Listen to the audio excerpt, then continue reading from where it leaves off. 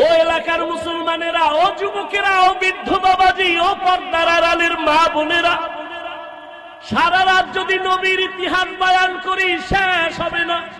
তাহলে নবীর আদর্শ হিন্দু মানবে না, বৌদ্ধরা মানবে না, ইহুদিরা মানবে না, খ্রিস্টানেরা মানবে না, তুমি মুসলমান মানবা। কিন্তু কই নবীর আদর্শে দাড়ি লম্বা হয় না কেন? নবীর আদর্শে টুপি মাথায় উঠে না কেন? নবীর আদর্শ মতো 5 বেলার নামাজ পড়ো না কেন? ও কুষ্টিয়ার মুসলমান, তুমিও মুসলমান, আমিও মুসলমান, তোমার আমার আল্লাহ এক, তোমার নবী আমার নবী এক, তোমার ধর্ম আমার ধর্ম এক, তোমার কালেমা আমার কালেমা এক, তোমার কোরআন আমার কোরআন এক, তোমার কাবা আমার কাবা। কিন্তু দুঃখ, আমি আজকে টুপি মাথায় না দিলে ভালো লাগে না, টুপি ফেলতে চাই না, আর তোমারে পাও ধইরা ধইরা বিনয়ের সাথে বয়ান করি টুপি পরার জন্য, টুপি মাথায় দিতেই চাও না। ও যুবক, আজকে আমিও তো তোমার মতো একটা যুবক। আমি যদি তোমার মতো প্যান্ট শার্ট টাই লাগাইয়া দাড়ি কামাইয়া রাস্তায় ঘুরতাম, মাস্তানি করতাম, কেউ বাধা দিত না। টুপি মাথায় দিলে মাথা গরম হয়, তোমার থেকে কম বুঝি না, এরপরও কেন টুপি ফালাই না? দাড়ি রাখলে যৌবনের ভাব চলে যায়, এগুলো বুঝি, এরপরও কোনো দাড়ি কাটি না। ও যুবক, বেপরদায় চললে বড় যৌবনের ভাব মিটানো যায়, এরপরও কেন বেপরদায় চলি না? ও আল্লাহর বান্দারা, নামাজ পড়তে অনেক কষ্ট, শীতের দিন ফজরের সময় নামাজ পড়াবো আরো কষ্ট, এরপরও কেন নামাজ ছাড়ি না রে বাবা? এই লম্বা জামাটা পরলে শরীর গরম লাগে, বুঝি, তারপরও কেন এই পোশাকটা ফালাই না? এর একমাত্র কারণ, আল্লাহর কোরআন পড়লাম, নবীর কথা দেখলাম, একটাও কোনো মিথ্যা নাই। অনেক বেঈমানেরা, পণ্ডিতেরা মিথ্যা প্রমাণ করার জন্য অপচেষ্টা করছে, আজও পর্যন্ত আমার মাওলার কথা একটা ভুল বের করতে পারে নাই, পারছে? বরং বহু বেঈমানেরা কালেমা পড়ে মুসলমান হয়ে গেল। ও যুবক বাবা, চিন্তা ভাবনা করিয়া কবরের দিকে যাও, একটু চিন্তা করো রে বাবা, আমার মাওলার কোরআন সত্য। আজকের বৈজ্ঞানিকরা বলে জমিন থেকে 9,30,00,000 মাইল উপরে হলো সূর্য। এই জমিনটা যত বড়, তার থেকে 13 লক্ষ গুণ বড় সূর্য। এই সূর্যটা রাতের বেলা নাই, দিনের বেলা ছিল, এখনো কেন এত গরম লাগে, সহ্য করা যায় না? আল্লাহর কথা মিথ্যা না রে বাবা। নবী বলেন কিয়ামতের দিন মানুষ, নারী আর পুরুষ সব উলঙ্গ দাঁড়াবে হাসরের মাঠে, সূর্যটা নিচে নেমে আসবে, সূর্যের গরমে জমিনটা তামা হয়ে যাবে।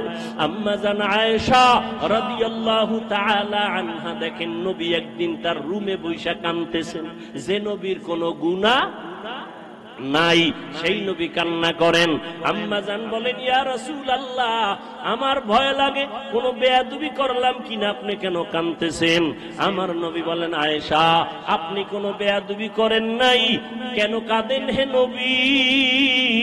মায়ার নবী বলেন, আয়েশা, হাসরের ময়দানের কথা মনে পড়ে গেছে আমার, কিয়ামতের দিন আমার গুনাহগারের উম্মতের কি হালাত হবে। কেন ইয়া রাসূলুল্লাহ? নবী বলেন, আয়েশা, কিয়ামতের ময়দানে নারী আর পুরুষ সব উলঙ্গ দাঁড়াবে, কিয়ামতের দিন সূর্যের গরমে মাথার মগজগুলো টাস টাস করে ফেটে যাবে, জমিনটা তামা হয়ে যাবে, অন্যদিকে জাহান্নামের আওয়াজ। আবার আমার মাওলাও রাগান্বিত আওয়াজ দিবেন, লিমানিল মুলকুল ইয়াউম লিল্লাহিল ওয়াহিদিল কাহ্হার। আমার আল্লাহ তো রাগান্বিত হবেন, হাসরের ময়দানটা থর থর করে কেঁপে উঠবে। হাসরের ময়দানে সবাই থাকবে উলঙ্গ, নারী আর পুরুষেরা। ও পর্দার আড়ালের মা বোনেরা, আল্লাহ আপনাদের এত মর্যাদা দান করেছেন, আপনারা নবীদের মায়ের মতো মা, আপনারা আলেমদের মায়ের মতো মা, আপনাদের এত সম্মান, আপনারা খাদিজা রাদিয়াল্লাহু তাআলা আনহার মতো নারী, আপনারা আয়েশা রাদিয়াল্লাহু তাআলা আনহার মতো দামি নারী, আপনারা ফাতেমা রাদিয়াল্লাহু তাআলা আনহার মতো দামি নারী, ঈসা নবীর মা মারিয়াম আলাইহা সালামের মতো দামি নারী, আপনারা আল্লাহ পাক রব্বুল আলামিন এত সম্মান আপনাদের দান করলেন। ও পর্দার আড়ালের আম্মা জানেরা, এতক্ষণ আমি যুবকদের যত বয়ান শুনাইলাম ভালোর লাইনে, এই ভালোটা ততদিন পর্যন্ত হবে না যতদিন পর্যন্ত মা আপনি সন্তানকে ভালো লাইনে চালাইবেন না। কারণ সন্তান ভালো লাইনে যাওয়ার পেছনে অবদান হলো মায়ের। কারণ সন্তান মাকে বেশি ফলো করিয়া চলে। এই জন্যই নবীও বলেছেন, এ দুনিয়ায় সব থেকে নারী নেককারিনী যারা আদর্শবান নারী বড় দামি সম্পদ। এরে আম্মা জান, আপনার সন্তানটাকে আপনি ডাক্তার বানাবেন, বাধা নাই। ইঞ্জিনিয়ার বানাবেন, বাধা নাই। প্রফেসর বানাবেন, বাধা নাই। ও যুবক, তুমি স্কুলে পড়ো, কলেজে পড়ো, ভার্সিটিতে পড়ো, বাধা নাই। আমি এতক্ষণ তোমাদের এত চিল্লাইয়া বয়ান শুনাইলাম, একবারও আমি বলি নাই তোমরা হুজুর হইয়া মাদ্রাসায় যাও। না বাবা, তুমি চাকরি করো, বাধা নাই। ব্যবসা করো, বাধা নাই। তুমি স্কুলে পড়ো, বাধা নাই। তুমি চাকরি করো, তুমি ভার্সিটিতে বড় কোনো বাধা নাই। তবে নবীর আদর্শ মানিয়া অন্ধকার কবরের দিকে রওনা হও।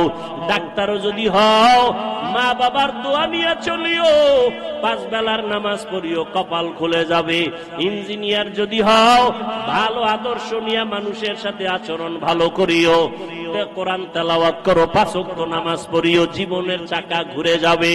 ও আল্লাহর বান্দারা, আম্মা জান আয়েশা বলেন, ও নবী, কিয়ামতের ময়দানে ভয়ঙ্কর হালাত কেমন হবে? নবী চোখের পানি ছেড়ে কাঁদেন আর কয়, আয়েশা, নবীরা যাদের কোনো গুনাহ নাই সেই নবীরা পর্যন্ত কান্নায় বিভোর হয়ে যাবে। আদম নবী কান্না করবেন নিজেকে বাঁচাবার জন্য, মূসা নবী কান্না করবেন নিজেকে পরিত্রাণের জন্য, ইব্রাহিম নবী কান্না করবেন নিজেকে বাঁচাবার জন্য, মুক্তির জন্য, ঈসা নবী কান্না করবেন নিজেকে মুক্তি করার জন্য। উম্মতেরা যাবে সুপারিশের জন্য, আদম নবী তাড়ায় দিবেন, মূসা নবী তাড়ায় দিবেন। উম্মতের সুপারিশ করতে গিয়া ইব্রাহিম নবী বলবেন আমি পারবো না, নূহ আলাইহিস সালাম বলবেন আমি পারবো না। একটুখানি নেকের তরে রোজ হাসরের মাঠেতে বাবা ঘুরবে ছেলের পিছে, ছেলে বাবার আগেতে। আহাতে মন কঠিন দিনেতে নামাজ তোমায় ভুলবে না, ঠিক মতো পড়িলে নামাজ জান্নাত তোমার ঠিকানা। ঘুমের চেয়ে নামাজ ভালো আর তুমি ঘুমাইও না, ঠিক মতো পড়িলে নামাজ জান্নাত তোমার ঠিকানা। একটা নেকের টানে কিয়ামতের দিন বক্তা যাবে জাহান্নামে, শ্রোতারা যাবে জান্নাতে। এক নেকের ব্যবধানে পীর সাহেব জাহান্নামে, মুরিদ যাবে জান্নাতে। এক নেকের ব্যবধানে মা বাবার হাতে জাহান্নামের হ্যান্ডকাপ লেগে যাবে, সন্তান জান্নাতে যাবে। বক্তা শুধু বয়ানে করছি, আমল করি নাই। শ্রোতারা ভয় নিয়ে বসছে, এরা আমল করছে, আল্লাহ জান্নাত দিয়ে দিচ্ছে। हर के बाशुद आमिले सल्लु मुदम आतिशे दो जुक्शावद बरवाए হারাম। বেশি বেশি দুরূদ শরীফ পড়বেন। জীবনে আল্লাহ যদি জিগায় যে তোর জীবনে সব গুনাহ মাফ, একটা আমল আমাকে দেখা যে আমলটা ছোট হলেও সব সময় করছো, আমি আল্লাহর খুশির জন্য একটা আমল দেখাও, সেদিন কি দেখাবেন আল্লাহকে? নামাজ পড়ছেন, এখানেও ভেজাল। জিকির করছেন, ভেজাল। তেলাওয়াত করছেন, ভেজাল। মানুষকে দান করছেন, ভেজাল। দেখানোর জন্য করছেন।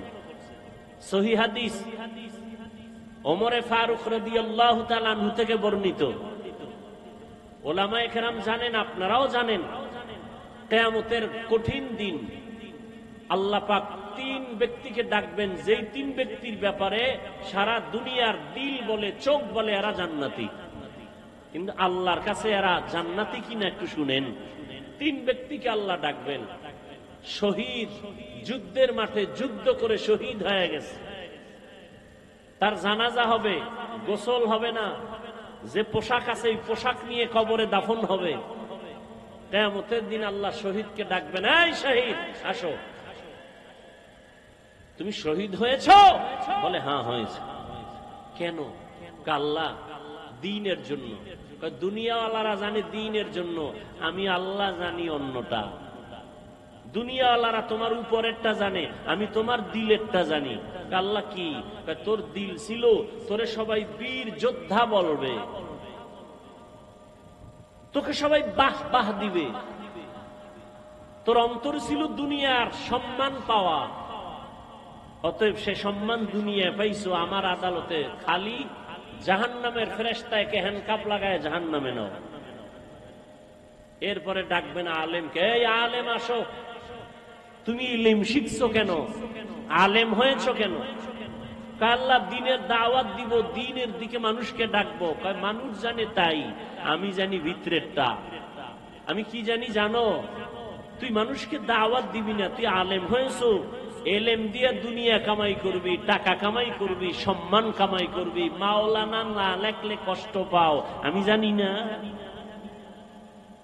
আলহাজ না লেখলে কষ্ট পাও, দুনিয়াওয়ালারা জানে না, আমি তো জানি। হাদিয়া কম দিলে মনে কষ্ট, এখানে আর দাওয়াত নেওয়া যাবে না, দুনিয়াওয়ালারা জানে না, আমি তো জানি।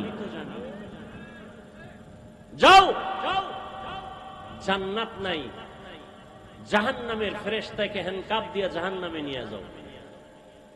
তৃতীয় ব্যক্তিকে ডাকবেন দানবীর। কোটি কোটি টাকা দান করছো কেন? আমি গরিব বানাই নাই, ধনী বানাইছি। দান করছো কেন?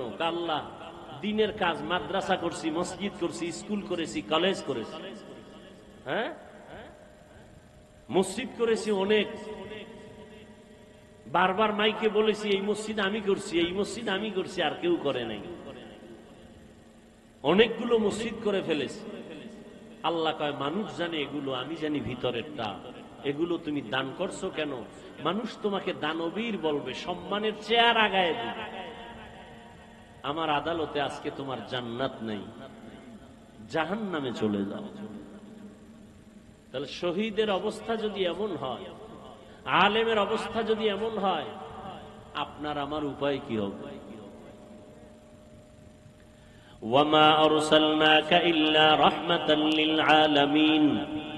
হে রাসূল করিম সাল্লাল্লাহু আলাইহি ওয়া আলিহি ওয়াসাল্লাম, আমি আপনাকে পৃথিবী নামক গ্রহে প্রেরণ করি নাই, হ্যাঁ করেছি জগৎ সমূহের জন্য রহমত হিসেবে। হলো আয়াতের তরজমা, হাদিস। পয়গম্বর বলেন, কুল্লু উম্মতি ইয়াদখুলুনাল জান্নাতা ইল্লা মান আবা। নবী বলেন, সব উম্মতেরা জান্নাতে যাবে, যারা আমি মুহাম্মদকে মানে না, অস্বীকার করে, তারা জান্নাতে যাবে না। কিলা মান আবা। সাহাবায়ে কেরাম বললেন, ইয়া রাসূলুল্লাহ, আপনাকে অস্বীকার করে, মানে না, তারা কারা? নবী বললেন, ক্বালা মান আতাআনি দাখালাল জান্নাহ ওয়া মান আসানি ফাকাদ আবা। যে ব্যক্তি আমার অনুসরণ করবে, অনুকরণ করবে, সে জান্নাতে যাবে, আর যে আমার বিরোধিতা করবে, সে আমাকে অস্বীকার করার কারণে জাহান্নামে যাবে। এ নিয়েও আমাদের দেশে খুব ঝামেলা। সবাই নবী মানে, বরং আমরা যারা টুপিওয়ালা, দাড়িওয়ালা, নামাজ পড়ি, পর্দা করি, আমগো পর্যন্ত গালি দেয়, আমরা নবীর আশেক না। হে গাঞ্জা খাইয়া নবীর আশেক, মাজারের মধ্যে ঢোল বাজায় নবীর আশেক, আছে না নাই? গায়রুল্লাহকে সেজদা দেয় নবীর আশেক। আমরা পীর আউলিয়ার পক্ষের মানুষ। আমি কেন? আল্লাহর কোরআন পক্ষে, আমরাও পক্ষে। রসুলের হাদিস পক্ষে, আমরাও পক্ষে। আল্লাহর কোরআন, রসুলের হাদিস যাদের পক্ষে নাই, আমরাও তাদের পক্ষে নাই।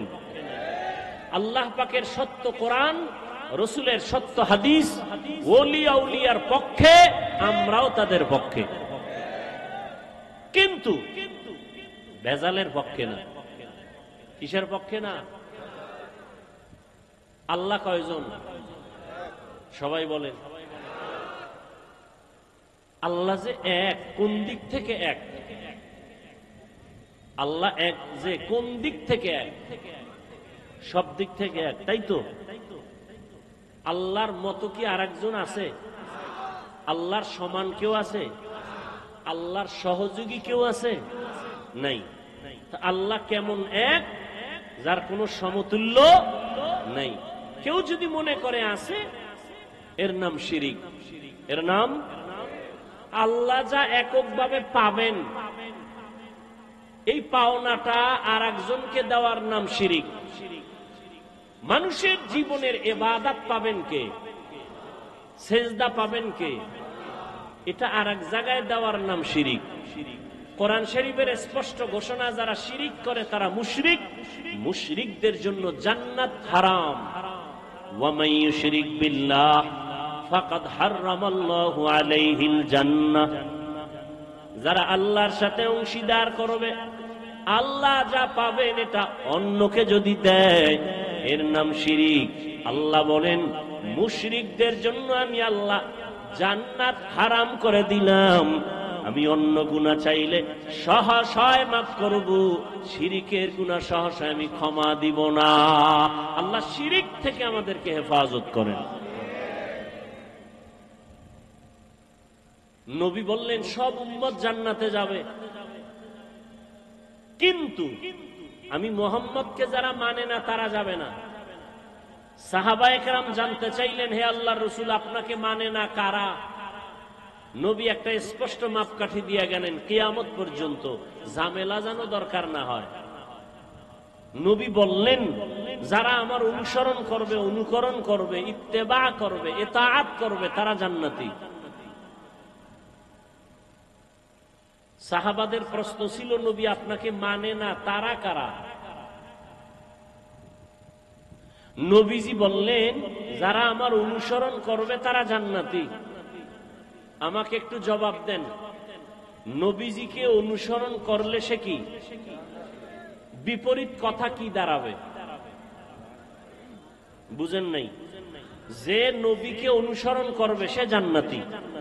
বিপরীত কথা কি দাঁড়ায়? যে নবীর অনুসরণ করবে না সে। কিন্তু নবীজি জাহান্নামী ওই ব্যক্তিকে বলেন নাই।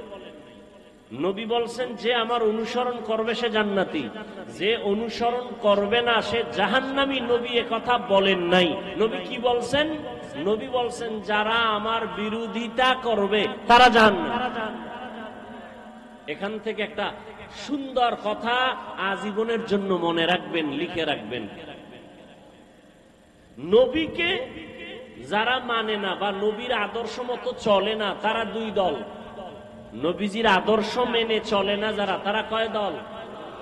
এক দল আগ্রহী আর এক দল বিদ্রোহী, এক দল দরদি আর এক দল বিরোধী। যেমন কথার কথা, আমি ডান দিক থেকে একটা যুবকরে জিজ্ঞাসা করলাম, এই যুবক ভাই, আপনি নবীর আদর্শে টুপি পরেন না কেন, দাড়ি রাখেন না কেন? যুবক জবাব দিল, হুজুর দাড়ি রাখা দরকার, নবীর আদর্শ চেষ্টা করতেছি, পারি না, একটু দোয়া করবেন। আমাকে বলেন তো এই যুবকটা কি বিরোধী না দরদি? দরদি। বাম দিক থেকে একটা যুবকরে জিজ্ঞাসা করলাম, এই যুবক, নবীর আদর্শে নামাজ পড়ো না কেন, দাড়ি রাখো না কেন? খেয়াল করতেছেন তো? যুবক আমার কথাটা শেষ না হতেই আমাকে পাল্টা আওয়াজ দিল, দাড়ি না রাখলে অসুবিধা কি আছে? না নাই? নামাজ না পড়লে অসুবিধা কি? যদি আরেকটু চালাক হয় সে বলবে দাড়ির মধ্যেই কি ইসলাম, পোশাকের মধ্যেই কি ইসলাম? আপনারা জবাব দেন, এই যুবকের কথায় কি মনে হয়, রসুলের দরদি না বিরোধী, আগ্রহী না বিদ্রোহী? রসুলের আদর্শের বেলায় বিদ্রোহীর আরেক নাম বেঈমান। বিদ্রোহীর আরেক নাম কি? এখান থেকে কুষ্টিয়ার মানুষ আজীবন মনে রাখবেন, একটা লোক দাড়ি রাখে না তাকে গালি দেওয়া, মনে ভালো করে মুখস্থ করেন। এক যুবক দাড়ি রাখে না তাকে গালি দেওয়া, আর একজন দাড়ি পছন্দ করে না তাকে ছাড় দেওয়া যাবে না। একজন আগ্রহী আর একজন আগ্রহী মুমিন, বিদ্রোহী বেঈমান। একজনে টুপি পরে না গালি দেওয়া, আর একজনে টুপি পছন্দ করে না তাকে ছাড় দেওয়া। একজনে নামাজ পড়ে না তাকে গালি দেওয়া, আর একজনে নামাজ পছন্দ করে না তাকে ছাড় দেওয়া। একজনে পর্দা করে না তাকে গালি দেওয়া, আর একজনে পর্দার বিধানকে পছন্দ করে না তাকে ছাড় দেওয়া। তাহলে একটা লোক দাড়ি রাখে না তাকে জাহান্নামী বলা যাবে? আগে বুঝতে হবে সে কি আগ্রহী না বিদ্রোহী। বুঝেন না কথা? অতএব একটা বেনামাজিকে দেখলে হিংসা করা যাবে না, গালি দেওয়া যাবে না, কাছে যেতে হবে, বুকে লাগাইতে হবে। এরপরে যদি বোঝা যায় যে আগ্রহ নাই, বিদ্রোহ, তখন সিদ্ধান্ত পাল্টাইতে হবে, এর আগে না। আমি 5 ওয়াক্ত নামাজ পড়ি, বেনামাজির দেখলে সি সি করে তাড়ায় দেওয়ার নাম, এটা কামিয়াবি না, সফলতা না। পাপকে ঘৃণা করো, পাপীকে, তার মানে কি? একটা লোক অন্যায় করছে, অন্যায়টাকে ঘৃণা করে তাকে তাড়ায় দিও না, তাকে তুমি কাছে যাও, বুঝাও যে ভাই নামাজ পড়েন, পর্দা করেন, হালাল মতো চলেন, অন্যায়টা দূর করার ব্যবস্থা করো। রোগকে ঘৃণা করো, রোগীকে না। হাদিসের উপরেই আজকের এই সবকটা আমরা মনে রাখবো। নবীজি বলছেন যে আমার অনুসরণ করে জান্নাতে যাবে, যে করে না সে জাহান্নামে যাবে বলেন নাই। জাহান্নামে কে যাবে? নবী বলছেন যে বিরোধিতা করে, যে নবীর আদর্শের বিরোধিতা করে সে জাহান্নামে যাবে। এবার আসেন আয়াতের উপরে, পরিচিত একটি আয়াত, ওয়ামা আরসালনাকা ইল্লা রাহমাতাল লিল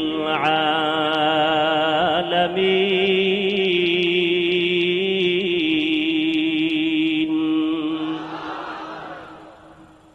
তরজমাটা বলছি, আর একবার বলি। আল্লাহ বলেন, হে নবী আমি আপনাকে, হে রসুল আমি আপনাকে দুনিয়াতে পাঠাই নাই, হ্যাঁ পাঠিয়েছি জগৎ সমূহের রহমত হিসেবে। পাঠাই নাই, হ্যাঁ পাঠিয়েছি। ঘুরাইয়া বললেন কেন? ডাইরেক্ট যদি বলতেন আপনাকে জগৎ সমূহের রহমত করে পাঠাইলাম। ঘুরাইয়া বললেন এর কারণ দুনিয়ার সমস্ত মানুষের ব্রেনকে সাফ করে দিলেন। মোহাম্মদ দুনিয়াতে ভিন্ন কোনো কারণে পাঠানো হয় নাই, একটাই মাত্র কারণ, জগৎ সমূহের জন্য তিনি রহমত। তিনি রহমত, পুরাটাই রহমত, তার মধ্যে রহমতের বাইরে কিচ্ছু নাই। এটা বুঝাবার জন্য এখানে অনেকে তর্জমা করেন রহমতের নবী উভয় জগতের জন্য রহমত। আমি তর্জমা করেছি জগৎ সমূহের জন্য রহমত। উভয় জগৎ বলতে বুঝায় দুনিয়ার জগৎ, পরকাল জগৎ। কিন্তু জগৎ তো দুইটা না, আরো আছে। রুহের একটা জগৎ আলাদা, মায়ের গর্ভের একটা জগৎ আলাদা, দুনিয়া নামক জগৎ একটা আলাদা, মৃত্যুর পরে কবরের জগৎ আলমে বরজাখ আলাদা, হাসুরের ময়দানের জগৎ আবার আলাদা, জান্নাত আর জাহান্নামের একটা জগৎ হবে আলাদা। তাহলে একটা হইল না, অনেক। জগৎ সমূহের জন্য নবী রহমত, রুহের জগতের জন্য নবী রহমত, মায়ের গর্ভের জগতের জন্য নবী রহমত, দুনিয়ার জগতের জন্য নবী রহমত, কবর জগতের জন্য নবী রহমত, হাসরের ময়দানে আমার নবী রহমত, জান্নাতের জগতে আমার নবী রহমত, জাহান্নামের ভেতরেও আমার নবী রহমত।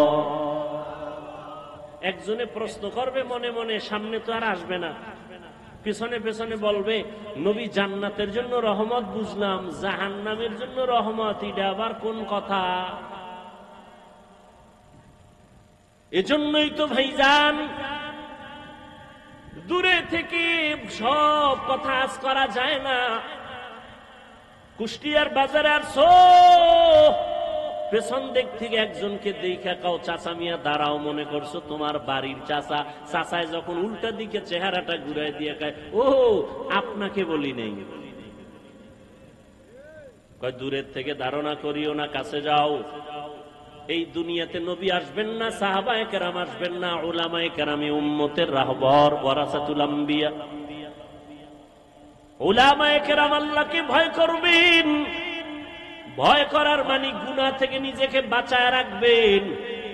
সাধারণ মানুষ শয়তানের ধোকায় পড়ে বাম হাতে পানি পান করবে, কিন্তু কোনো আলেম বাম হাতে পানি পান করবে না। সাধারণ মানুষ শয়তানের ধোকায় পড়ে টুপি ছাড়া চলবে, দাড়ি কাটবে, কিন্তু যারা আলেম তারা কখনো টুপি ছাড়া চলবে না।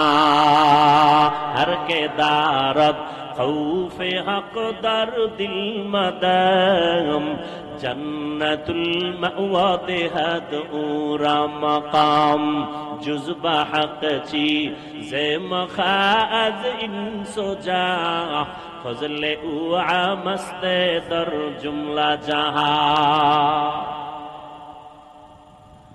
জগৎ সমূহের জন্য আপনার আমার নবী, রহমতের নবী আমার নবী। রূহের জগতের জন্য কিভাবে রহমত, ভিন্ন আলোচনা।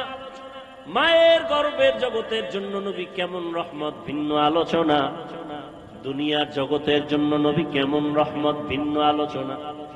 হাসরের ময়দানের জন্য নবী কেমন রহমত, ভিন্ন আলোচনা। জান্নাতের জগতে নবী কেমন রহমত, ভিন্ন আলোচনা।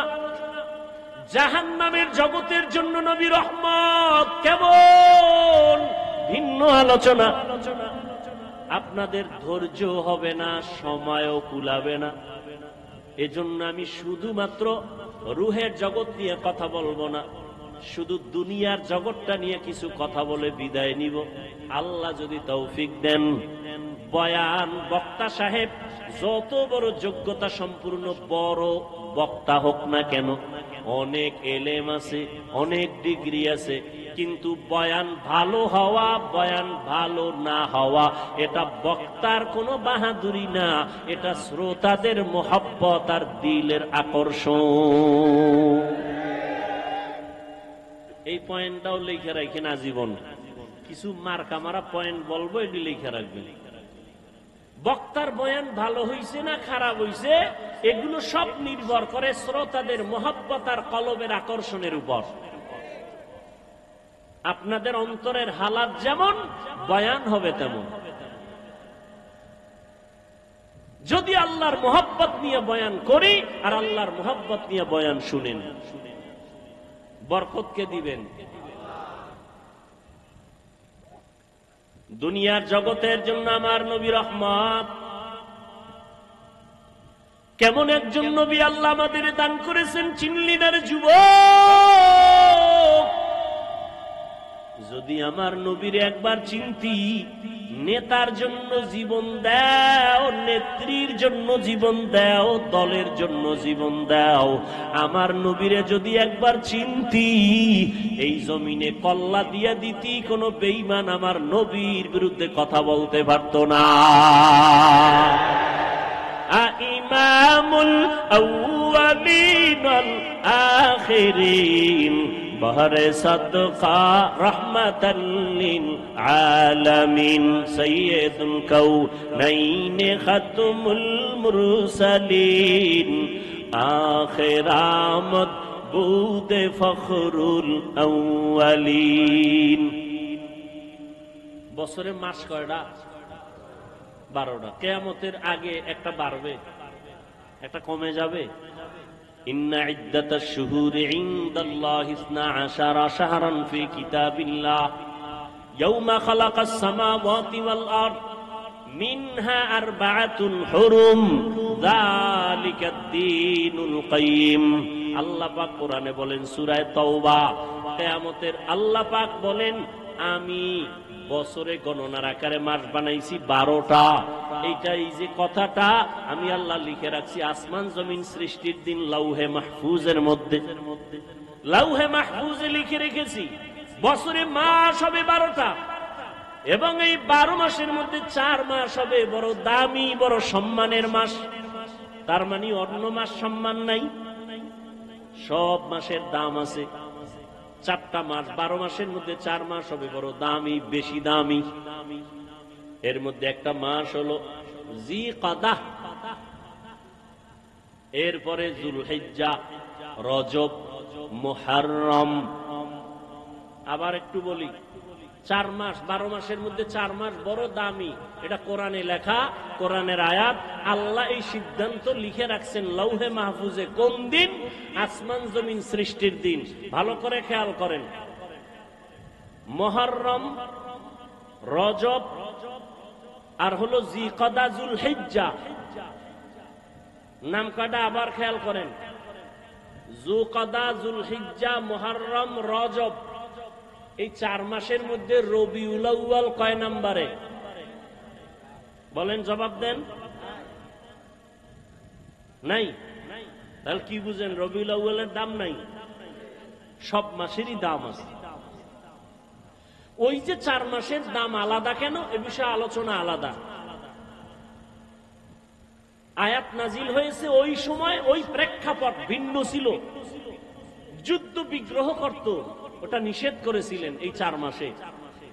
ওই হুকুম রহিত হয়ে গেছে, এখন সেই হুকুম বাকি নেই। এখন প্রয়োজন হলে কিয়ামত পর্যন্ত আল্লাহর বিধানে জিহাদ চলবে। রজব বুঝি না, মুহররম বুঝি না, বাতিল যখন আঘাত করবে, মুসলমান ইমানের ইসলামের পতাকা উড্ডীন করার জন্য প্রতিবাদের ময়দানে ঝাঁপিয়ে পড়বে। তো যেটা আমি বুঝাতে চাই, রবিউল আউয়াল বর্তমান মাস, সেই ক্ষেত্রে আমি রসুলের আদর্শের কিছু কথা বলবো, আয়াত নিয়েছি। প্রাসঙ্গিক 2-1টা কথা বলে যাই। নবীরে নিয়ে লাফালাফি, কেউ মদিনার থেকে নবীরে টান দিয়া কুষ্টিয়ার মসজিদে নিয়ে আয়, মাঝে মাঝে ঢাকার বাইতুল মুকাররমে নবী হাজির হয়ে যান। হ্যাঁ, কত ইখতিলাফ মতনৈক্য।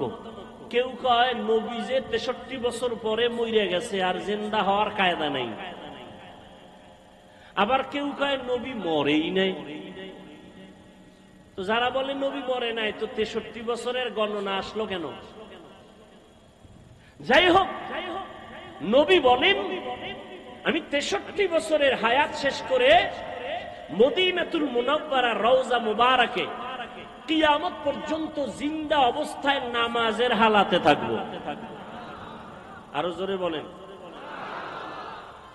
নবী কবরে মদিনায় না মক্কায়? মদিনায়। কতদিন থাকবেন বলেন সবাই? বাংলাদেশে আসবেন কবে? আসবেন? নবী এসে আপনার খবর নেওয়া, এটা মূল্য বেশি না ফেরেশতা দিয়ে নবীর কাছে খবর পৌঁছানো, এটা মূল্য বেশি? কেন নবীরে আনতে চান কেন এখানে? আপনি যাইতে পারেন না? আর আপনার মতো ভেজাল্লা আমল আল্লাহর কাছে নবী আসবে, নবী কি ঠেকানি? আল্লাহ হেদায়াত দান করুন। কিয়ামত পর্যন্ত নবী থাকবেন, মরা না জিন্দা? জিন্দা। কিয়ামত পর্যন্ত নবী জিন্দা, সমস্ত নবীরা কবরে জিন্দা। নবী এসেছিলেন কোন এক বছরের রবিউল আউয়ালে, এ নিয়েও দ্বিমত আছে, আমি সেদিকে যাব না। নবী বিদায় হয়েছেন রবিউল আউয়ালের কোন একদিন, মাঝখানে সময় গেছে 63 বছর। আলোচনার বিষয়বস্তু, কেন্দ্রবিন্দু, নবী আসলেন কেন, 63 বছর পরে গেলেন কেন,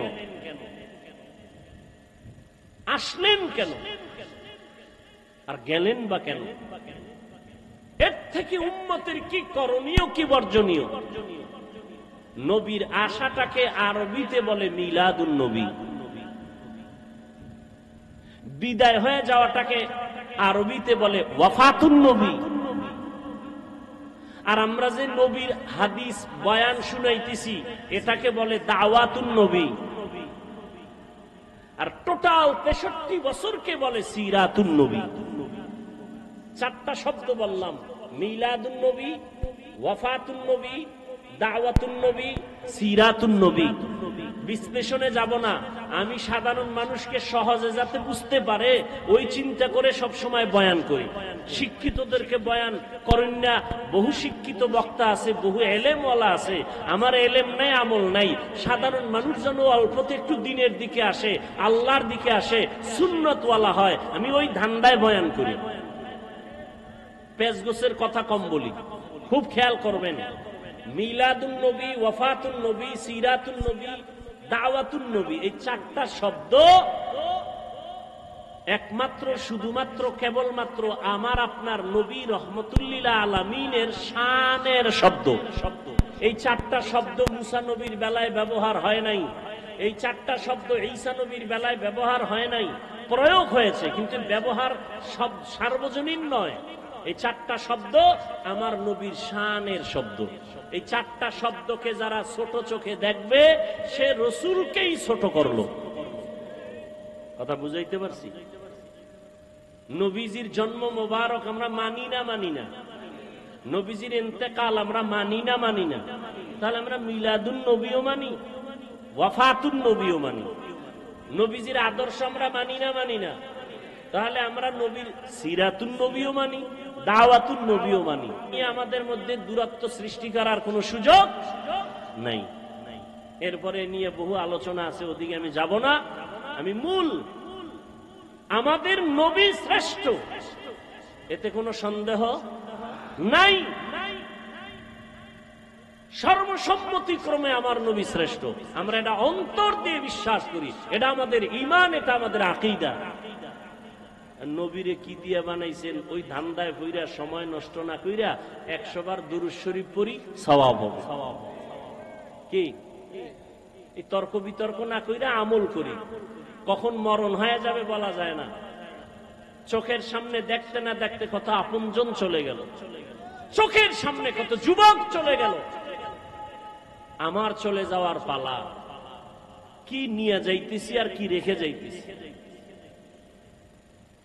আল্লাহ বলেন, ওমা আরসালনাকা ইল্লা রাহমাতাল লিল আলামিন।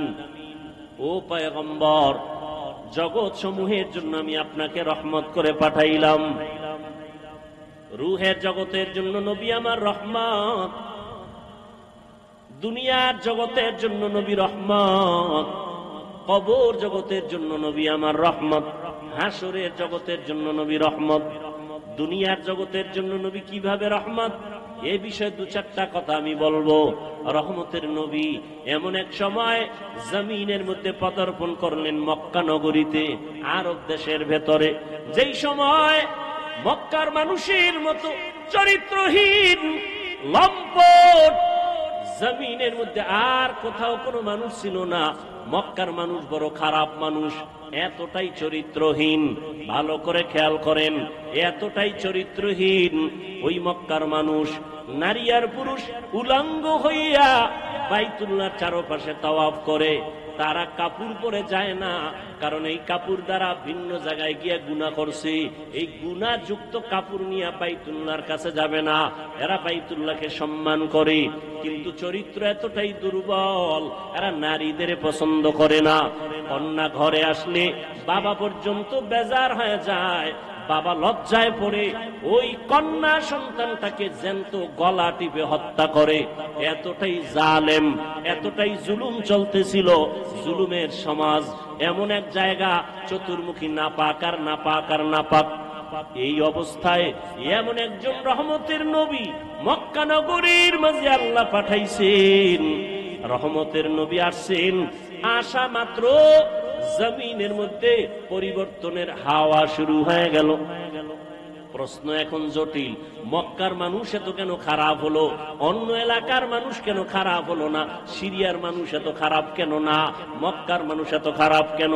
অথচ এখানে তো লক্ষ লক্ষ নবী আসছেন, সব নবীরা বাইতুল্লাহ তাওয়াফ করছেন। আদম আলাইহিস সালাম ভারতের চরণদ্বীপ থেকে আল্লাহর ঘর জিয়ারতের জন্য 40 বার পায়ে হেঁটে গেছেন, হাইটা হাইটা গিয়া বাইতুল্লাহ জিয়ারত করেছেন আদম নবী। আদম আলাইহিস সালাম, নূহ আলাইহিস সালাম এই জমিনের মধ্যে কদম রেখেছেন। আমাদের আকীদা বিশ্বাস, যেখানে আজান হয়, কোরআন তেলাওয়াত হয়, যেখানে দ্বীনের কথা হয়, আলেম ওলামা আসে, ওই জায়গাটা বরকতপূর্ণ হয়। ঠিক নি? মক্কার জমিনের মধ্যে সব নবীরা আসছেন, বাইতুল্লাহ তাওয়াফ করছেন, জায়গাটা বড় বরকতের জায়গা। এখানের মানুষ অন্য দিকের তুলনায় একটু কম খারাপ হবে। অথচ সিরিয়ার মানুষ এত খারাপ না, মক্কার মানুষ এত খারাপ। আবার এমন একটা জায়গা যেখানে আল্লাহ পৃথিবী নামক গ্রহ বানাইয়া প্রথম আল্লাহ একটা ঘর বানাইলেন, বাইতুল্লাহ।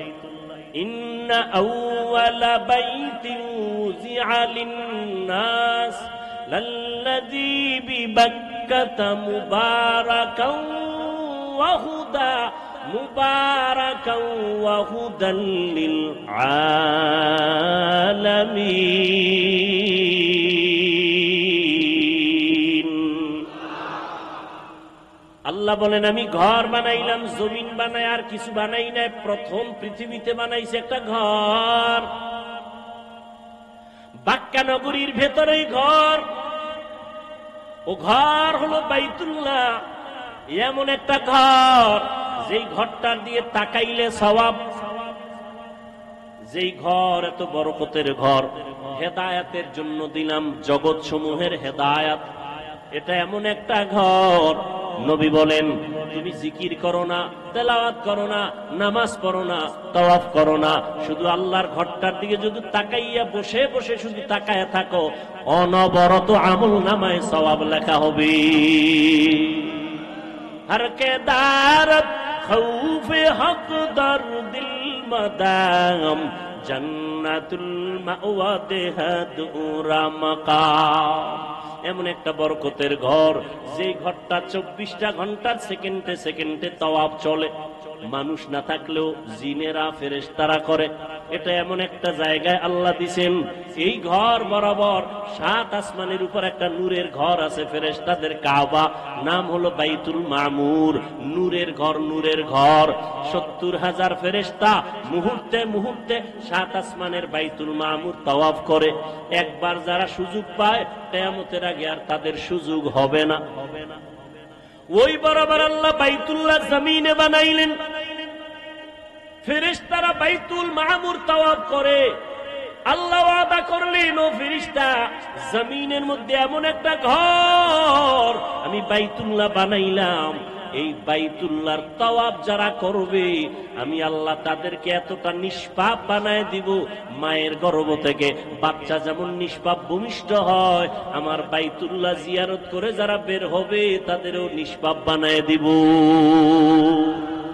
আতিনা ফি দারে দুনিয়া না হাসান, আতিনা ফি দারে উকবা না হাসান, ইয়া গিয়াসাল মুস্তাগীসিন ইহদিনা লিফতিখারা বিল উলুমে ওয়াল গিনা। হর গরিদ নেকো তু তৈয়ার হ্যায়, जो न मांगे उससे तू बेजार है। খারাপ লাগে আপনাদের? আর একটু সামনে আগাবো। মা বাবার জন্য, দেশের জন্য, কবরওয়ালাদের জন্য একটু দোয়া করে যাবেন, এই মন মানসিকতা আছে না? ঘুমে ধরছে? আর বাঙালি কি ঘুমায়নি? কিন্তু মোবাইল যেদিন থেকে আসছে ওদিন থেকে ঘুম বিদায় হয়ে গেছে। আমরা মোনাজাত ধরি বইয়া, মোবাইল ওয়ালারা মোনাজাত ধরে রাতে বিছানায় শুইয়া। সারা রাত মোবাইলের ডিউটি, কবিরা গুনাহ করে চেহারাটা কার্টুন হয়ে গেছে। এরে যুবক, আল্লাহর কসম করে বলি, ভালো করে লিখে রেখে যুবক, এই দুনিয়ায় যত বন্ধু পেয়েছো সব বন্ধু স্বার্থপর। একমাত্র দুনিয়ার জমিনে তোমাদের নিঃস্বার্থ বন্ধু উলামায়ে কেরাম ছাড়া আর কেউ না আছে। যারা তোমাকে ভালোবাসে, ছায়া দেয়, স্বার্থ আছে। আঘাত লাগবে, সদস্য পদের নাম কাটবে না, কল্লাটা কেটে ফেলবে। কিন্তু আমরা উলামায়ে কেরাম তোমাদের এত আপন, আমাদের কি পরিমাণ গালাগালি করো তাও আমরা জানি, আমাদের বিরুদ্ধে কি পরিমাণ ফেসবুকে লেখো তাও আমরা জানি। এরপর একটা গালি দেই না, কলিজা দিয়া দোয়া করি, ও দয়ার মালিক আমার কলিজার যুবকদের তুমি দিনের খাদেম বানায় দাও। কারণ নবীজিও যুবকদের জন্য বড় দোয়া করেছেন। নবী বলেন, বুড়ারা আমি মুহাম্মদের বিরোধিতা করেছে, আর যুবকেরা আমি মুহাম্মদের উপকার করেছি। আবু জাহিল নবীর বন্ধু না দুশ্মন? বুড়া। কি আবু লাহাব নবীর দুশ্মন বুড়া, আবু তালিব নবীর দুশ্মন বুড়া। আর নবীর আপন 7 বছর বয়সের এক যুবক 11 বছর বয়সের আগেই শিশু থেকে কিশোর হইয়া যুবক হওয়ার আগেই আল্লাহর বান্দা নবীর হাতে গেলেন, সহযোগিতার জন্য রেডি হয়ে গেলেন। নবীর চাচাতো ভাই হযরতে আলী 7 বছর শেষ, 8, 9, 10, 11, 12-র মধ্যে কেউ বলেন 11, কেউ বলেন 8, নবীর হাতে গিয়া কালেমা পড়লেন। এতদিন ছিল আলী নবীর চাচাতো ভাই, এখন আলী নবীর একজন সাহাবী। কিছুদিন পরে হবেন কি হবেন? জামাতা হয়ে যাবেন। যুবক নবীর শক্তি দিয়া নবীর কাছে গিয়া সাহায্যের হাত বাড়াইলেন। আব্দুল্লাহ ইবনে মাসউদ বকরির রাখাল, ময়দানে বকরি চড়ায়, রহমতের নবীকে দেখে রাস্তার পার্শ্ব দিয়ে হেঁটে যায়। নবীর পেটে ক্ষুধা লাগছে, আবু বকর সিদ্দিক নবীর সাথে আছেন। কেমন একজন নবী পাইলে রে বাবা, চিনলা না? ও কুষ্টিয়ার মুসলমান, তুমিও মুসলমান, আমিও মুসলমান, তোমার আমার আল্লাহ এক, তোমার নবী আমার নবী এক, তোমার ধর্ম আমার ধর্ম এক, তোমার কালেমা আমার কালেমা এক, তোমার কোরআন আমার কোরআন এক, তোমার কাবা আমার কাবা। কিন্তু দুঃখ, আমি আজকে টুপি মাথায় না দিলে ভালো লাগে না, টুপি ফেলতে চাই না। আর তোমারে পাও ধইরা ধইরা বিনয়ের সাথে বয়ান করি টুপি পরার জন্য, টুপি মাথায় দিতেই চাও না। আমি নামাজ ছাড়তে চাই না, আর তোমার পায়ে ধরে ধরে বিনয়ের সাথে নামাজের বয়ান করি, তুমি নামাজ পড়তেই চাও না। অথচ তুমিও মুসলমান, আমিও মুসলমান, তোমার আল্লাহ এক, আমার আল্লাহ, তোমার নবী আমার নবী এক, তোমার কাবা আমার কাবা এক। তুমি আজ আমি মসজিদে না ঢুকলে লজ্জা পাই, আর তুমি মসজিদে ঢুকতে গেলে লজ্জা পাও। আমি পর্দা না করলে লজ্জা পাই, তুমি পর্দা করতে গেলে লজ্জা পাও। আমি টুপি ফেলতে চাই না, তুমি টুপি দিতে চাও না। আমি দাড়ি কাটতে চাই না, তোমারে পাও দইরা বয়ান করার পরেও তুমি দাড়ি রাখতে চাও না। কারণটা কি রে বাবা? অথচ তোমার আল্লাহ এক, আমার নবী এক, তোমার কাবা আমার কাবা এক, সব এক, দুনিয়াতে আসছি এক। আবার যেদিন বিদায়ের আওয়াজ হবে, আমি হাফিজুর রহমানেরও 3টা কাফন, তোমারও 3টা কাফন হবে।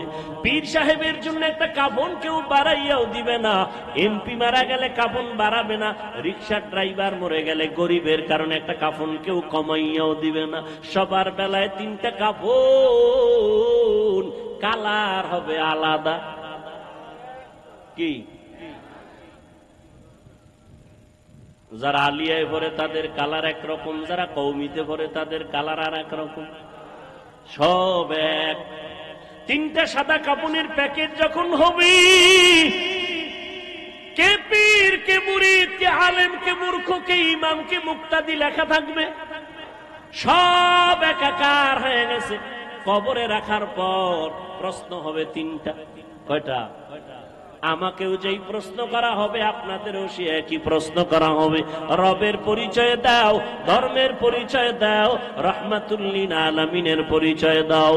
আমাকেও প্রশ্ন যা করবে, আপনাদেরও সেই একই প্রশ্ন করা হবে।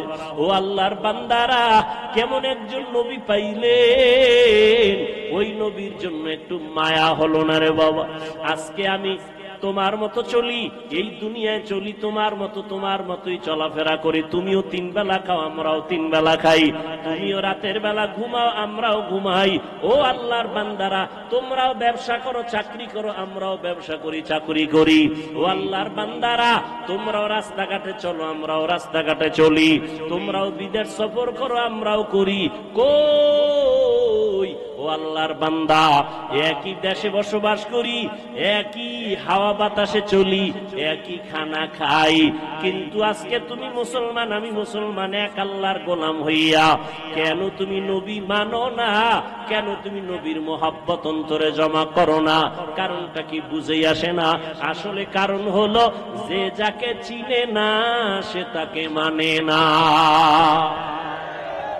তুমি আমার আল্লাহকে এখনো চিনতে পারো নাই রে যুবক।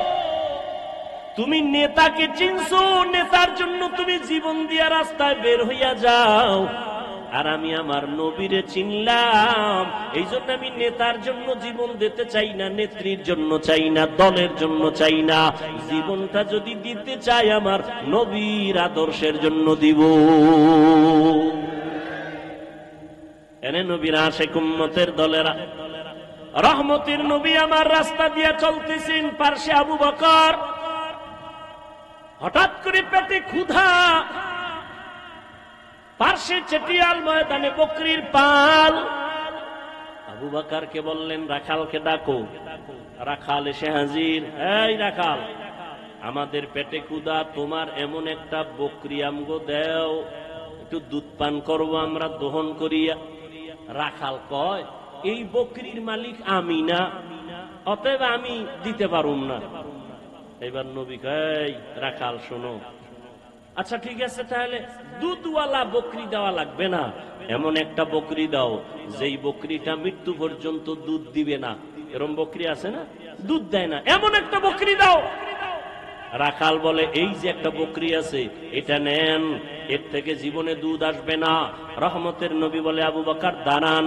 নবী যেই বকরির থেকে জীবনে দুধ আসবে না বলিয়া রাখাল দিল, রহমতের নবী ওই বকরির হাত দিলেন ওলানের ভেতরে, সাথে সাথে দুধ আসলো। নবী পান করলেন, আবু বকর করলেন, রাখালেরও করাইলেন। করানোর পরে কয়, রাখাল বকরিটারে আবার পালের মধ্যে দিয়া দাও। রাখাল দেওয়ার পরে যেই বকরি জীবনে দুধ দিবে না, এই লোকটা কে, তার হাত লাগা মাত্র দুধ আসলো। এতক্ষণ চিনে নাই, এতক্ষণ। ও ভাই, আমি রাস্তা দিয়ে হেঁটে আসতেছি, যে চিনে না হে ধাক্কা দিছে, হুজুর সরেন। যখন টের পাইছে আমি চেয়ারে বসার পরে, এবার আর উষা চিনি তার। এই জন্য যে যাকে চিনে না সে তাকে মানে না, যে যাকে চিনে তাকে মানার মতো মানে। বলে কেমন, কয় জীবন দিতে রেডি। রাখাল এতক্ষণ চিনে না এই ব্যক্তি কি। যখনই দেখলো একটা বকরি জীবনে দুধ দিবে না, ওই বান্দার হাতটা দেওয়া মাত্র বকরি দুধ দিল, চিনে ফেললো এটা সাধারণ কোন মানুষ না, এটা পাওয়ারওয়ালা মানুষ। এই পাওয়ার আমার মধ্যে নাই। এই পাওয়ারের নাম হলো মুআজিজা। এই পাওয়ারের নাম কি? নবীদের বেলায় হলে মুআজিজা, ওলিয়া উলিয়াদের বেলায় হলে হবে কারামত। ভালো করে মনে রাখবেন, যেটা কখনো সম্ভব না, এইরকম কিছু অসম্ভব আল্লাহ যদি সম্ভব করেন, এটাকে আশ্চর্য ধরনের বলা হয়, অলৌকিক পাওয়ার বলে। এটা আল্লাহ ডাইরেক্ট আসমান থেকে জমিনে আইসা করবেন না, এটা কোন ব্যক্তির মাধ্যমে করবেন। গাছ কথা বলতে পারে না, একজনে প্রশ্ন করে কথা বলা শুরু হয়ে গেল, এটা তো সম্ভব না, আমার আল্লাহর দ্বারা সম্ভব। সব অসম্ভবকে সম্ভব করতে পারেন কে? আর এই অসম্ভবকে সম্ভব যে আল্লাহ করবেন, এটা আল্লাহ কুদরতের দ্বারা করবেন, কারো মাধ্যমে করবেন। নদীর মধ্যে দীর্ঘ বছর পানি নাই, শুকাইয়া গেছে নদী। একজন ব্যক্তির কাছে এলাকার মানুষ আইসা কয়, আমগো নদীতে পানি নাই। লোকটা বড় একজন আল্লাহর প্রিয় বান্দা, তিনি একটা চিঠি লেখলেন। চিঠির মধ্যে কি লেখছেন তিনি জানেন আর আল্লাহ জানেন। তিনি কয়, এই চিঠিটা নদীর মধ্যে ফেলে দাও। যখন চিঠি নিয়ে নদীর মধ্যে ফেলে দিল, দীর্ঘ বছরের শুকনা নদীর মধ্যে পানির জোয়ার শুরু হয়ে গেল। সুবহানাল্লাহ। না কি মনে হয় গাঞ্জা খাইয়া কথা কই না? চেহারা দেখলে তো মনে হয় না। একজনে তেঁতুল খায়, কয় কেমন লাগে, কয় ঠোঁটের মিস কলে বুঝো না। কি মনে হয় আমরা গাঞ্জা খাই, ইয়াবা ট্যাবলেট খাই, বিড়িটা নিন। তাহলে আমাকে মাথা খারাপ কেন বলেন? মাথা খারাপ তো তাদের হতে পারে যারা মদের বোতল নিয়ে দৌড়ায়, যারা গাঞ্জা খায়, ইয়াবা ট্যাবলেট খায়। কথা ঠিক? কেন বলেন হুজুরদের মাথা খারাপ? আল্লাহ বুঝার তৌফিক দান করেন। নদীর মধ্যে পানি জারি হয়ে গেছে, একটা চিঠি লিখে দিছে। এখন একটু যদি গভীর ভাবে জ্ঞান খাটান তো মাথা গরম হয়ে যাব। কঠিন ভাবে গরম হইবে, এটা কেমন কথা? চিঠি লেখে নদীর মধ্যে ফালায় দিছে, এইটার মধ্যে পানির জোয়ার শুরু হয়ে গেছে। এটা গাঞ্জা খাওয়া ছাড়া আর কোনো কথা? এটা ভালো মানুষ বিশ্বাস করে কেমনে?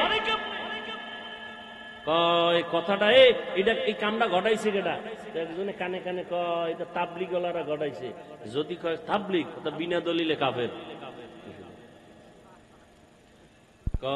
না না তাবলিগ না, কারা কয় সরমনায়, কত ডবল কাফের। কারা ঘটাইছে? কারণ সরমনায় না, খুঁজতে খুঁজতে খুঁজতে খুঁজতে ফট করে কয় না, এটা যে ঘটাইছে তিনি রসুলের কলিজার সাহাবী হযরত ওমর। এবার ক কাফের। ঘটনাটা কে ঘটাইছে? হযরত ওমর। কে সেই ওমর? কে সেই ওমর?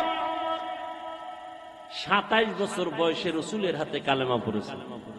কয় বছর? কয় বছর? কয় বছর? তাহলে যুবকেরা নবীর বিরুদ্ধে না পক্ষে? তুমি হারারে কি করো? নবীর পক্ষে চ্যাটিং করো। জিন্দেগি মে বন্দগি তু কার নাহি, जिंदगी में बंदगी तू कार नहीं, जिंदगी बे बंदगी शर्मिंदा है, जिंदगी बे बंदगी शर्मिंदा है। दुनिया में हो दुनिया का तलबगार न हो,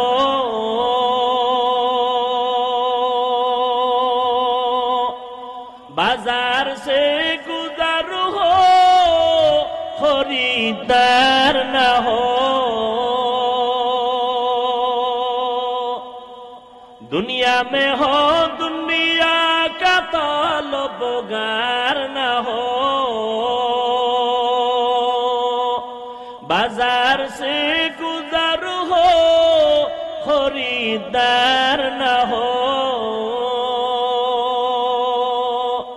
ये दुनिया एक मिसल कागज फूल है, ये दुनिया एक मिसल कागज फूल है। जिंदगी में बंदगी तू कार नहीं, जिंदगी में बंदगी तू कार नहीं, जिंदगी में बंदगी शर्मिंदा है, जिंदगी में बंदगी शर्मिंदा है। जिंदगी में बंदगी कुन बंदगी, जिंदगी में बंदगी शर्मिंदगी। वमा अरसलनाका इल्ला रहमान लिल।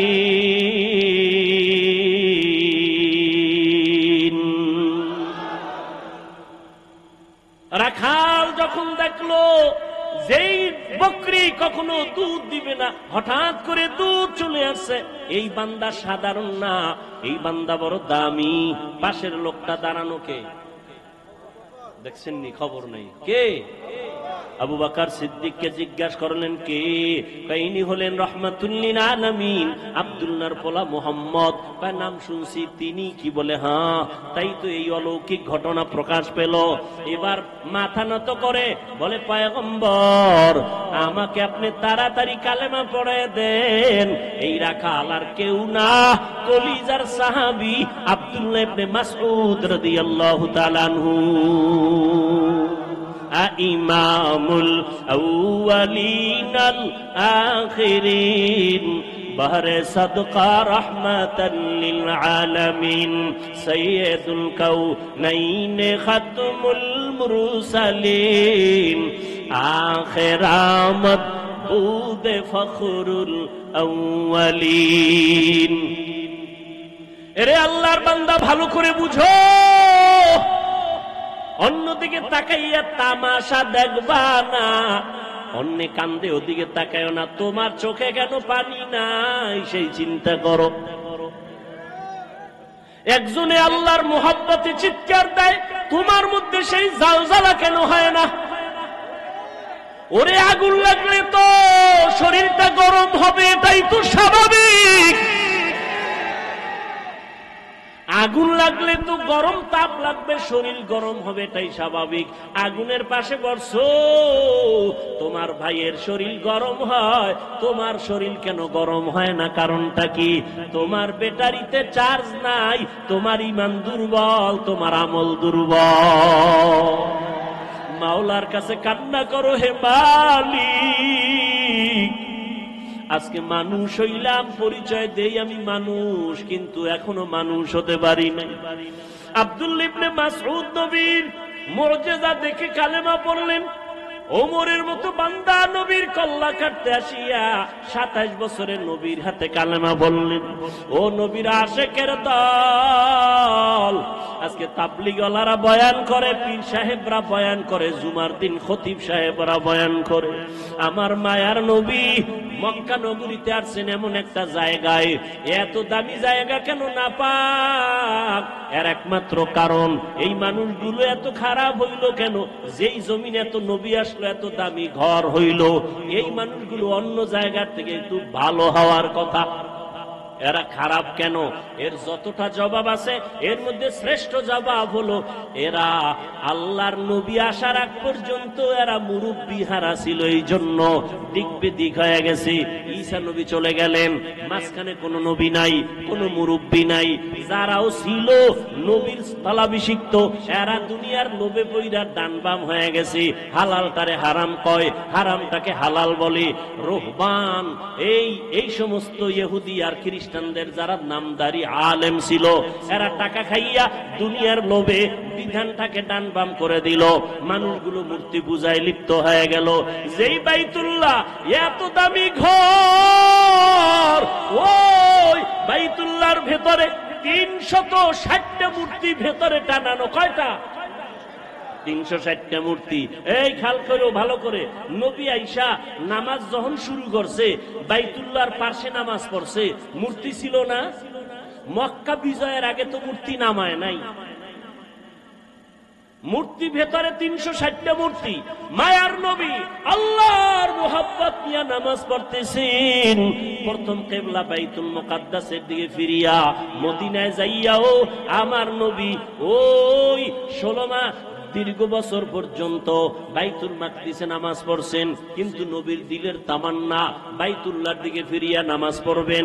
মদিনার থেকে দক্ষিণ দিকে হলো বাইতুল্লাহ, ওদিকে ফিরিয়া কখন পড়বেন? নবীর মনে চায়। এত বছর নবী বাইতুল্লাহর দিকে ফিরতে পারে না, কিন্তু দিল কাঁদে বাইতুল্লাহর দিকে ফিরবে। নবী নামাজে দাঁড়াইলেন, রুকুর হালাতে জিবরাইল আমিন আইসা কয়, নবী এবার আপনি বাইতুল মাকদিস থেকে ফিরিয়া বাইতুল্লাহর দিকে হয়ে যান। জিবরাইল ঘুরাইয়া দিল। নামাজ 4 রাকাতের মাঝখানে 2 রাকাতে। ওই মসজিদকে মসজিদে কিবলাতাইন বলে, মদিনাতুল মুনাওয়ারার পাশে। ও নবীর আশিকের দল, এই মক্কার মানুষ খারাপ হওয়ার প্রধান কারণ এরা মুরব্বি পায় নাই। আল্লাহর কসম একবার, আল্লাহর কসম 2 বার, আল্লাহর কসম 3 বার, ওয়াল্লাহি বিল্লাহি তাল্লাহি, যতদিন পর্যন্ত এই জাতি মুরব্বি মানবে না, ততদিন পর্যন্ত এই জাতির কপালে শান্তি আসবে না। বর্তমান দুনিয়ায় এই উম্মতের মুরব্বি একমাত্র উলামায়ে আহলে হক। এদের বিরুদ্ধে যদি যায়, এদের পতন হবে মরার আগে, সেদিন বেশি দূরে না। আর যদি আলেমদের মানিয়া চলে, আল্লাহ পাক শান্তির দরওয়াজা খুলে দিবে। মক্কার মানুষ এত খারাপ কেন? এরা মুরব্বি নাই, মুরব্বি মানে না, মুরব্বিদের উল্টা পাল্টা করে ফেলছে। এই জন্য আল্লাহর মুহাব্বত এখান থেকে শিক্ষা নাও। নবী আসলেন, মুরব্বি উম্মত পেয়ে গেল। নবী এখন মুরব্বি হইয়া উম্মতের ডাক্তার, চিকিৎসা করতেছেন। উম্মতের সুন্দর চিকিৎসা করার জন্য প্রধান কারণ হলো, প্রথম কাজ হলো সুন্দর ব্যবহার। নবী এমন সুন্দর ব্যবহার দিয়েছেন, মক্কার মানুষ নবীর আশেক হয়ে গেল। দুশ্মনেরাও যদি গালি দেয় কিন্তু পেছন থেকে নবীরে মোহাব্বত করে। যেই মুহাম্মদ এত সুন্দর ব্যবহার, 63 বছর হায়াতে আমার নবী একটা মিথ্যা কথা জীবনে বলেন নাই। কেমন একজন নবী পেয়েছো যেই নবীর জীবনে কোনো মিথ্যা কথা নাই? এমন একজন নেতা পাইবানি যে মিছা কয় না? আছে? মোবাইলটা ঘরের মধ্যে কানে লাগায় ঘরে থাইকাও আমি জমি নেই নাই, আছে না নাই? বর্তমান মিথ্যার ফ্যাক্টরি হলো মোবাইল। আল্লাহ মিথ্যা থেকে হেফাজত করেন। এমন মায়ার নবী আমার জীবনে একটা মিথ্যা কথা বলেন নাই। কেমন নবী আমার, যেই নবী কোনদিন কাউকে একটা গালি পর্যন্ত দেন নাই। নবীর সামনে দাঁড়াইয়া কত দুশ্মন অকথ্য ভাষায় গালাগালি করে, আমার নবী গালি দিবেন দূরের কথা, কোনো গালির জবাব দেন নাই। ও কুষ্টিয়ার মুসলমান, আল্লাহর মোহাব্বত অন্তরে জমা করে নাও। শিক্ষিত এলাকার মানুষ আপনারা, কুষ্টিয়ার বিশ্ববিদ্যালয় থেকে লেখাপড়া করে কত আলেম বের হইয়া উম্মতের দাওয়াত দেয়, দ্বীনে ইসলামের কাজ করি। ও কুষ্টিয়ার মুসলমান, ভালো করে বুঝো, কেমন নবীর আদর্শ পাইলা যে নবী একটা মিথ্যা কথা বলেন নাই। তুমি আমি কেন মিথ্যা বলবো ইচ্ছা করিয়া? কেমন নবী আমার আমার যেই নবী একটা গালি কাউকে দেন নাই, গালির জবাব দেন নাই। আরো আশ্চর্য কথা হলো, মায়ার নবী আমার কারো দিকে চোখ গরম করে কখনো তাকান নাই। নবী চোখ গরম করে তাকান নাই। কেমন মায়ার নবী আমার, নবীর এই উত্তম ব্যবহার দিয়া মক্কার মানুষগুলোকে এত দামি বানায় দিলেন। আল্লাহ এক পর্যায়ে জিব্রাইলের পাঠায় কয়, আমি লিস্টি দিয়া দিলাম, নবীর লিস্টি দিয়া দাও। লিস্টির মধ্যে যাদের নাম আছে, নবী যেন ঘোষণা দিয়া দেয়, লিস্টির ভিতরে যাদের নাম তারা বিনা হিসাবে জান্নাতি। ও এলাকার মুসলমানেরা, ও যুবকেরা, ও বৃদ্ধ বাবাজি, ও পর্দার আড়ালের মা বোনেরা, সারা রাত যদি নবীর ইতিহাস বয়ান করি শেষ হবে না। নবী দুনিয়াতে আসার আগে নবীর গুণগান বিধর্মীরা পর্যন্ত গাইলো, শেষ করতে পারলো না। নবী আসছে, গুণগান চলছে, শেষ হয় না। নবী চলে গেলেন ১৫০০ বছরের বেশি হলো, এখনো নবীর গুণগান শেষ হয় না। বক্তাও শেষ করতে পারে না, লেখকেরা লেখাও শেষ করতে পারে না। কিয়ামত পর্যন্ত নবীর গুণগান বক্তারা বলবে, লেখক লেখবে, শেষ হবে না। কিয়ামতের দিনও নবীর প্রশংসা চলবে। এরে নবীর উম্মতেরা, ওই নবীর আদর্শ ধারণ করো। আমি কুষ্টিয়ার শিক্ষিত মুসলমানকে জিজ্ঞাসা করব, নবীর রেখে যাওয়া সুন্দর আদর্শ ছাড়া আর কারো কাছে ভালো আদর্শ আসেনি? থাকলে একজনে দাঁড়ায় বলো, হাফিজ ভাই, আমাদের কুষ্টিয়া এলাকার ভেতরে মোহাম্মদের আদর্শ ছাড়া আরো কিছু লোক আছে, তাদের আদর্শ মোহাম্মদেরটার থেকেও ভালো। আল্লাহর কসম, যদি ভালো আদর্শ দেখাইতে পারো, আমি মোহাম্মদেরটা নিব না, আমি তারটা নিব। কিন্তু পারছে কেউ? অনেকে অপচেষ্টা করেছিল। চেষ্টা না অপচেষ্টা? ব্যর্থ চেষ্টা করেছিল। আব্রাহাম লিঙ্কন আদর্শ দিল, জাতি গ্রহণ করে না। মাও সেতুন আদর্শ দিল, জাতি গ্রহণ করে না। লেনিন আদর্শ দিল, জাতি গ্রহণ করে না। কার্ল মার্কস আদর্শ দিল, জাতি গ্রহণ করে না। বরং আওয়াজ উঠল দুনিয়ায়। কি আওয়াজ? বলে, দুনিয়াতে যত আদর্শ গান শুনলাম, এক কথায় জবাব, দুনিয়ার সব আদর্শগুলো নাপাক, একমাত্র মদিনার নবীর আদর্শই হলো পাক। ও গো নবীর উম্মতেরা, হয়ে আজি দিশাহারা, কোরআন হাদিসের চলো যখন যাহা চায় মনে, নবী বিনে কে দাঁড়াবে পুলসিরাত মিজানে, নবী বিনে কে দাঁড়াবে পুলসিরাত মিজানে। ও আল্লাহর বান্দারা, তাহলে নবীর আদর্শ থেকে দামি আর আদর্শ কারো কাছে? সবাই একমত? দ্বিতীয় প্রশ্ন, নবীজির আদর্শ যে রেখে গেলেন মানবে কারা? হিন্দু, ইহুদি, খ্রিস্টান? সবাই একটু জিহ্বা নাড়ায় আল্লাহ সাক্ষী, ফেরেশতারা লিখবে। বলো নবীর আদর্শ মানবে কারা? কোন দেশের মুসলমান? সারা দুনিয়ার, শুধু কুষ্টিয়ার মুসলমান বাদ।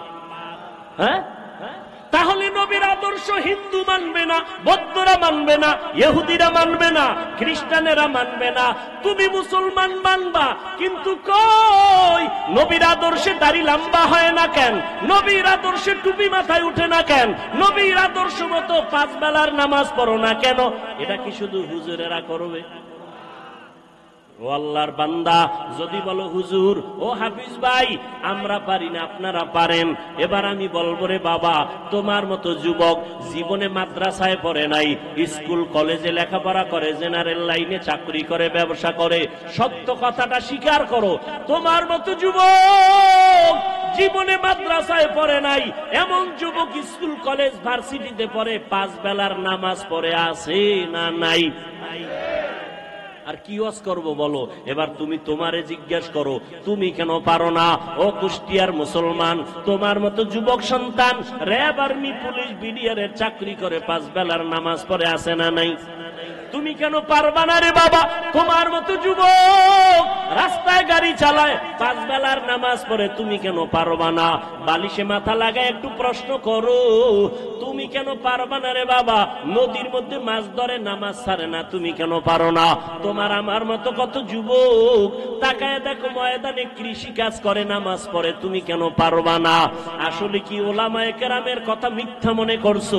আল্লাহর কোরআন নবীর কথা কি মিথ্যা মনে করছো নাকি বাবা? আমাকে আবার একটু জবাব দাও, আমার আল্লাহর কোরআন সত্য নাকি মিথ্যা? কত পার্সেন্ট সত্য? সবাই বলো।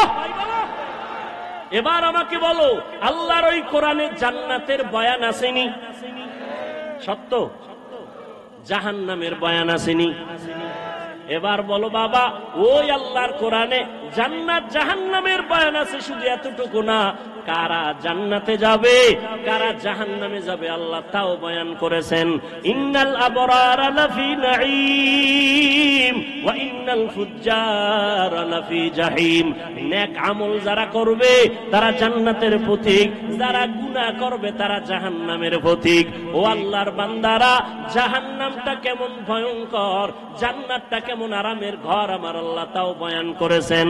জান্নাতিন তাজরি মিন তাহতিহাল আনহার, এমন একটা জান্নাত আল্লাহ জান্নাত নেক আমলওয়ালাকে দিবেন, যেই জান্নাতে ঢুকলে কোনোদিন যুবকরা বুড়া হবে না, কালো থাকবে না, যেই জান্নাতে কোনো বাথরুম নাই, যেই জান্নাতে কোনো রোদের গরম, অসহ্যকর গরম নাই, যেখানে কোনো বিদ্যুতের লোডশেডিং নাই, ওই জান্নাত এমন আরামের জায়গা যেখানে শান্তি আর শান্তি আর শান্তি। আবারও জবাব দাও, এই জান্নাত পাবে কারা? গুনাহগার না নেক আমলওয়ালা? তোমার আমল কোথায় রে বাবা? আর যারা গুনাহ নিয়ে কবরে যাবে তাদের জন্য জাহান্নাম আল্লাহ বানায় রাখছেন। কেমন জাহান্নাম? আল্লাহ তাআলা কোরআনে বয়ান করেছেন, আল্লাতী তাত্তালিউ আলাল আফইদা, দুনিয়ার আগুন থেকে 70 গুণ জাহান্নামের আগুনের গরম হবে বেশি। ওই জাহান্নামটা গুনাহগারের জন্য, ওই জাহান্নাম এত ভয়ঙ্কর, দুনিয়ার আগুন হাতে লাগলে হাত জ্বলে, পা জ্বলে না, পায়ে লাগলে পা জ্বলে, হাত জ্বলে না। আল্লাহ বলেন জাহান্নামের আগুনে তোমার মারাত্মক ভয়ঙ্কর আগুন, শরীরের যে কোনো জায়গায় লাগা মাত্র কলিজা পর্যন্ত ভুনা হয়ে যাবে। ও যুবক, আজকে আমিও তো তোমার মতো একটা যুবক। আমি যদি তোমার মতো প্যান্ট শার্ট টাই লাগাইয়া দাড়ি কামাইয়া রাস্তায় ঘুরতাম, মাস্তানি করতাম, কেউ বাধা দিত না। টুপি মাথায় দিলে মাথা গরম হয়, তোমার থেকে কম বুঝি না, এরপরও কেন টুপি ফালাই না? দাড়ি রাখলে যৌবনের ভাব চলে যায়, এগুলো বুঝি, এরপরও কোনো দাড়ি কাটি না। ও যুবক, বেপরদায় চললে বড় যৌবনের ভাব মিটানো যায়, এরপরও কেন বেপরদায় চলি না? ও আল্লাহর বান্দারা, নামাজ পড়তে অনেক কষ্ট, শীতের দিন ফজরের সময় নামাজ পড়াবো আরো কষ্ট, এরপরও কেন নামাজ ছাড়ি না রে বাবা? এই লম্বা জামাটা পরলে শরীর গরম লাগে বুঝি, তারপরও কেন এই পোশাকটা ফালাই না? এর একমাত্র কারণ আল্লাহর কোরআন পড়লাম, নবীর কথা দেখলাম, একটাও কোনো মিথ্যা নাই। অনেক বেঈমানেরা, পণ্ডিতেরা মিথ্যা প্রমাণ করার জন্য অপচেষ্টা করছে, আজও পর্যন্ত আমার মাওলার কথা একটা ভুল বের করতে পারে নাই, পারছে? বরং বহু বেঈমানেরা কালেমা পড়ে মুসলমান হয়ে গেল। ও যুবক বাবা, চিন্তা ভাবনা করিয়া কবরের দিকে যাও, একটু চিন্তা করো রে বাবা, আমার মাওলার কোরআন সত্য। আজকের বৈজ্ঞানিকরা বলে জমিন থেকে 9,30,00,000 মাইল উপরে হলো সূর্য। এই জমিনটা যত বড়, তার থেকে 13 লক্ষ গুণ বড় সূর্য। এই সূর্যটা রাতের বেলা নাই, দিনের বেলা ছিল, এখনো কেন এত গরম লাগে, সহ্য করা যায় না? আল্লাহর কথা মিথ্যা না রে বাবা। নবী বলেন কিয়ামতের দিন মানুষ, নারী আর পুরুষ সব উলঙ্গ দাঁড়াবে হাসরের মাঠে। সূর্যটা নিচে নেমে আসবে, সূর্যের গরমে জমিনটা তামা হয়ে যাবে। আম্মা জান আয়েশা রাদিয়াল্লাহু তাআলা আনহা দেখেন, নবী একদিন তার রুমে বৈশা কাঁদতেছেন, যে নবীর কোনো গুনাহ নাই, সেই নবী কান্না করেন। আম্মা জান বলেন, ইয়া রাসূলুল্লাহ, আমার ভয় লাগে কোনো বেয়াদবি করলাম কিনা, আপনি কেন কাঁদতেছেন? আমার নবী বলেন, আয়েশা, আপনি কোনো বেয়াদবি করেন নাই, কেন কাঁদেন হে নবী? মায়ার নবী বলেন, আয়েশা, হাসরের ময়দানের কথা মনে পড়ে গেছে আমার। কিয়ামতের দিন আমার গুনাহগারের উম্মতের কি হালাত হবে? কেন ইয়া রাসূলুল্লাহ? নবী বলেন, আয়েশা, কিয়ামতের ময়দানে নারী আর পুরুষ সব উলঙ্গ দাঁড়াবে। কিয়ামতের দিন সূর্যের গরমে মাথার মগজগুলো টাস টাস করে ফেটে যাবে, জমিনটা তামা হয়ে যাবে। অন্যদিকে জাহান্নামের আওয়াজ, আবার আমার মাওলাও রাগান্বিত আওয়াজ দিবেন, লিমানিল মুলকুল ইয়াউম লিল্লাহিল ওয়াহিদিল কাহ্হার। আমার আল্লাহ তো রাগান্বিত হবেন, হাসরের ময়দানটা থর থর করে কেঁপে উঠবে। হাসরের ময়দানে সবাই থাকবে উলঙ্গ, নারী আর পুরুষেরা। ও পর্দার আড়ালের মা বোনেরা, আল্লাহ আপনাদের এত মর্যাদা দান করেছেন, আপনারা নবীদের মায়ের মতো মা, আপনারা আলেমদের মায়ের মতো মা, আপনাদের এত সম্মান, আপনারা খাদিজা রাদিয়াল্লাহু তাআলা আনহার মতো নারী, আপনারা আয়েশা রাদিয়াল্লাহু তাআলা আনহার মতো দামি নারী, আপনারা ফাতেমা রাদিয়াল্লাহু তাআলা আনহার মতো দামি নারী, ঈসা নবীর মা মারিয়াম আলাইহাস সালামের মতো দামি নারী, আপনারা আল্লাহ পাক রব্বুল আলামিন এত সম্মান আপনাদের দান করলেন। ও পর্দার আড়ালের আম্মা জানেরা, এতক্ষণ আমি যুবকদের যত বয়ান শুনাইলাম ভালোর লাইনে, এই ভালোটা ততদিন পর্যন্ত হবে না যতদিন পর্যন্ত মা আপনি সন্তানকে ভালো লাইনে চালাইবেন না। কারণ সন্তান ভালো লাইনে যাওয়ার পেছনে অবদান হলো মায়ের, কারণ সন্তান মাকে বেশি ফলো করিয়া চলে। এই জন্যই নবীও বলেছেন, এ দুনিয়ায় সব থেকে নারী নেককারিনী যারা আদর্শবান নারী বড় দামি সম্পদ।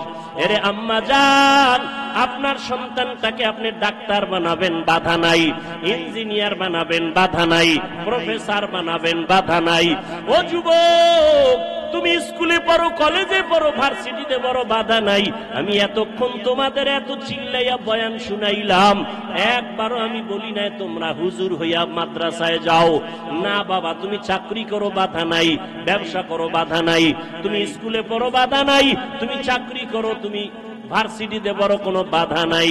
তবে নবীর আদর্শ মানিয়া অন্ধকার কবরের দিকে রওনা হও। ডাক্তারও যদি হও, মা বাবার দোয়া নিয়ে চলিও, 5 বেলার নামাজ পড়িও, কপাল খুলে যাবে। ইঞ্জিনিয়ার যদি হও, ভালো আদর্শ নিয়ে মানুষের সাথে আচরণ ভালো করিও, কোরআন তেলাওয়াত করো, 5 ওয়াক্ত নামাজ পড়িও, জীবনের চাকা ঘুরে যাবে। ও আল্লাহর বান্দারা, আম্মা জান আয়েশা বলেন, ও ও নবী, কিয়ামতের ময়দানে ভয়ঙ্কর হালাত কেমন হবে? নবী চোখের পানি ছেড়ে কাঁদেন আর কয়, আয়েশা, নবীরা যাদের কোনো গুনাহ নাই সেই নবীরা পর্যন্ত কান্নায় বিভোর হয়ে যাবে। আদম নবী কান্না করবেন নিজেকে বাঁচাবার জন্য, মূসা নবী কান্না করবেন নিজেকে পরিত্রাণের জন্য, ইব্রাহিম নবী কান্না করবেন নিজেকে বাঁচাবার জন্য, মুক্তির জন্য, ঈসা নবী কান্না করবেন নিজেকে মুক্তি করার জন্য, উম্মতেরা যাবে সুপারিশের জন্য, আদম নবী তাড়ায় দিবেন, মূসা নবী তাড়ায় দিবেন। উম্মতের সুপারিশ করতে গিয়া ইব্রাহিম নবী বলবেন আমি পারবো না, নূহ আলাইহিস সালাম বলবেন আমি পারবো না।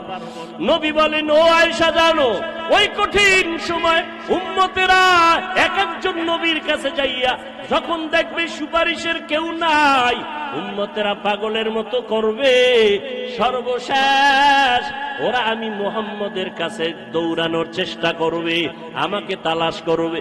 আম্মাজান বলেন, নবী আপনাকে হাসরের ময়দানে উম্মতেরা কোথায় পাবে? নবী বলেন, ও আয়েশা, আমি আমার মাওলার কুদরতের সামনে মাকামে মাহমুদে সেজদায় পড়ে কান্না করব। অন্য নবীরা নিজেকে বাঁচাবার কান্নায় বিভোর, আর আমি মুহাম্মদ একবারও আমার জন্য আমি কান্না করব না।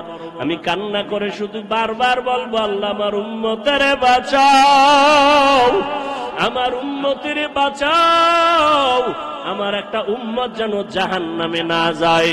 আমার আল্লাহ তখন বলবে, নবী আপনি কাঁদবেন না, আপনার উম্মত গুলো ধরে ধরে বাছাই করে জান্নাতের ময়দানের দিকে নিয়ে যান। ও আয়েশা, আমি তখন খুশি মনে আমার উম্মত গুলো ধরে ধরে জান্নাতের ময়দানের দিকে নেওয়া শুরু করব। আম্মা জান আয়েশা বলেন, ইয়া রাসূলুল্লাহ, কোটি কোটি কোটি মানুষের ভেতরে আপনার উম্মত গুলো চিনবেন কি করে? নবী বলেন, ও আয়েশা, যেই উম্মত দুনিয়াতে আমি মুহাম্মদের মহব্বতে ভরিয়া ওযু বানাইয়া 5 বেলার নামাজ যথাযথভাবে আদায় করবে, কিয়ামতের ময়দানে ওই ওযুর জায়গাগুলো নূরের আলোতে চমকাইতে থাকবে। আমি নবী দেখে দেখে উম্মতকে জান্নাতের দিকে নিয়ে যাব। ও কুষ্টিয়ার মুসলমান বাবারা, ও যুবক বৃদ্ধ বাবাজি, পর্দার আড়ালের মা বোনেরা, কিয়ামতের ময়দানে আল্লাহ না করুন যদি আল্লাহর নবীর সুপারিশের কাতারে দাঁড়াইতে না পারি, বেনামাজি হইয়া যদি দাঁড়াই, বেপরদার অবস্থা নিয়ে যদি দাঁড়াই, তওবা না করে গুনাহ নিয়ে যদি যাই, নবী তখন বলবে, না তুমি আমার উম্মত না, আমি তোমার নবী না। আল্লাহ পাক বলবেন, ও ফেরেশতা, এই গুনাহগার বেনামাজি নাফরমানের জাহান্নামের হ্যান্ডকাপ লাগায়া দাও। ও আল্লাহর বান্দারা, সূর্যের গরম সইতে পারি না, গুনাহ নিয়ে কবরে গেলে হাসরের ময়দানে কেমনে জাহান্নামের আগুন সহ্য করব? একটু নিজের চিন্তা করো। আজকে তোমার ডানে বামে, আমার ডানে বামে ভক্তবৃন্দের অভাব নাই, টাকা পয়সা বাড়ি গাড়ির অভাব নাই, মরিয়া গেলে সাদা কাফন ছাড়া কেউ নাই, অন্ধকার কবরে কেউ আমার আপন হইয়া যাবে না। অতএব এখনো সময় আছে, তওবা করে নাও, আল্লাহর মুহাব্বত নিয়ে উলামায়ে কেরামের পরামর্শ নিয়ে 5 ওয়াক্ত নামাজ পড়ো। এখনো সময় আছে, মনে মনে আমার আল্লাহকে ডাকো আর বলো, হে মালিক, জীবনে তো নামাজ কম সারি নাই, বেপরদায় কম চলি না, আজকে থেকে তওবা করলাম। আমার মতো যুবক স্কুল কলেজে পড়িয়া, ব্যবসা করে, চাকরি করে যদি নামাজ পড়ে, আমি কেন পারবো না? আজকে থেকে নামাজ ছাড়বো না, বেপরদায় চলবো না, দাড়ি কাটবো না, মা বাবার সাথে বেয়াদবি করবো না, মুরব্বীদের সাথে বেয়াদবি করবো না, উলামায়ে কেরামের পরামর্শ নিয়া, নবীর তরিকা মানিয়া চলবো, মা বাবার দোয়া নিয়া চলবো। তওবা করার মতো যদি নিয়ত হয়, অন্তরে যদি কোনো নেফাকি আর দুর্বলতা না থাকে, খাঁটি তওবা করার নিয়ত যাদের অন্তরে আছে, দুটো হাত আমার আল্লাহকে দেখাইয়া দাও। আয় আল্লাহ, আমাদের হাতগুলো কবুল করে নেন, তওবা কবুল করে নেন। তওবার উপরে মজবুত হইয়া, নবীজির আদর্শ মানিয়া, উলামায়ে কেরামের পরামর্শে চলার তৌফিক দান করেন, আমিন। আলহামদুলিল্লাহি রাব্বিল আলামিন, والصلاة والسلام على سيد الأنبياء والمرسلين وعلى آله وأصحابه أجمعين يا أرحم الراحمين يا أرحم الراحمين يا أرحم الراحمين رب ارحمهما كما ربياني صغيرا اللهم إنك عفو كريم تحب العفو فاعف عنا اللهم إنا نسألك رضاك والجنة ونعوذ بك من سخطك والنار